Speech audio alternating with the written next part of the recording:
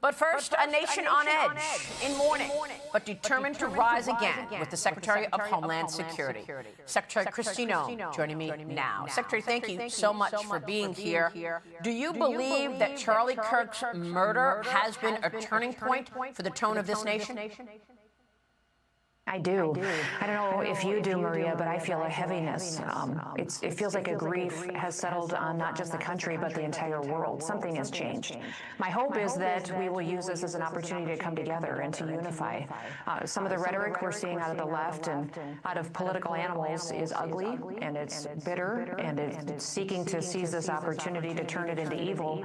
And I would just encourage everybody to start focusing on relationships, start focusing on each other, and talk about what Charlie believed in. I knew him, and he had the chance to know my family and my kids.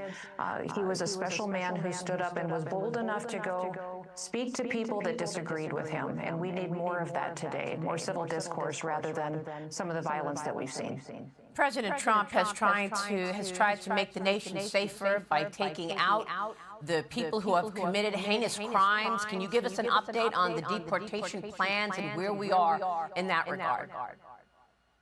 He has made it safer, Maria. Today, America is much, much safer than it was months ago before President Trump was in the White House. And I'm so grateful for his efforts that it doesn't matter what community you're in, what city you're in, President Trump doesn't treat anybody different. He goes in there and uses every tool that he has to cooperate with those communities to help make their streets safe again. So whether you're a small town or a big city, or like he's talked about in many of Chicago or Boston, LA, his continued efforts will be to work with those local leaders and try to help what he can do to make it better for their kids growing up there. In fact, the last thing Charlie had texted me about a day or two before he passed away was about those mayors and governors, that he wanted them to be held accountable for how dangerous they were making the situation for their people that had to live in those cities.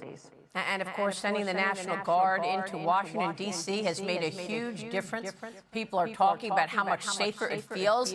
But we spoke with Kash Patel several months ago about where the danger signs are in this country. And he said this about Memphis. Watch.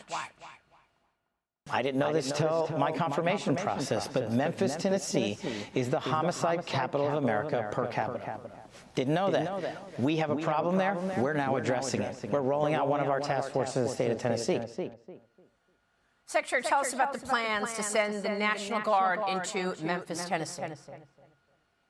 Well, the president will be working with the local mayor and the governor in Tennessee to make sure that operations are streamlined and that we're effective and that we're going after the worst of the worst, those criminals that are there, getting them off the streets and making it safer. So it's good to have local leaders that understand the importance of the work that this president is doing, and that you can't have a successful society unless they can be free, unless they can go out and pursue their dreams and build businesses and live in their homes and send their kids to school and not have to worry about them at night. So the president is very engaged on this issue. He's grateful for the partnership of those local leaders, and we're looking forward to making a big difference there for the people that are in Tennessee.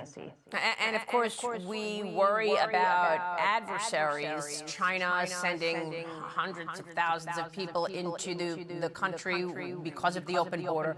Russia, the same thing. What can you tell us about the bigger worry? You're worried more about adversaries trying to unseat America as the #1 superpower, or the enemy within, Americans who are turning against their fellow citizens?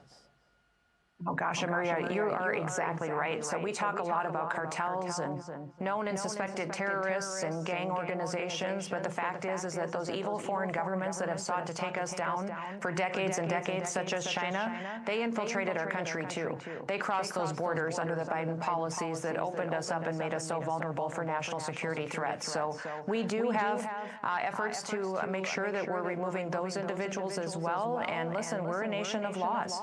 We have borders. We enforce those laws now. We will go after every single person that is a criminal alien that needs to be removed for the safety of our future. And that includes not just cartels and not just foreign terrorist organizations. It includes those evil foreign governments who sent people here too. And what about the safe houses within America? I mean, tell us more about what you know about these drug cartels who have set up operations for human trafficking and drug trafficking within America. Well, they're very sophisticated. You know, when we have talked about cartels and gang organizations in the past, I think people have thought about their violence, but they forget the technology that they're using. The UAS sophistication of equipment and counter UAS, how they're targeting our law enforcement officers. It's been absolutely amazing to see the American people get behind our law enforcement.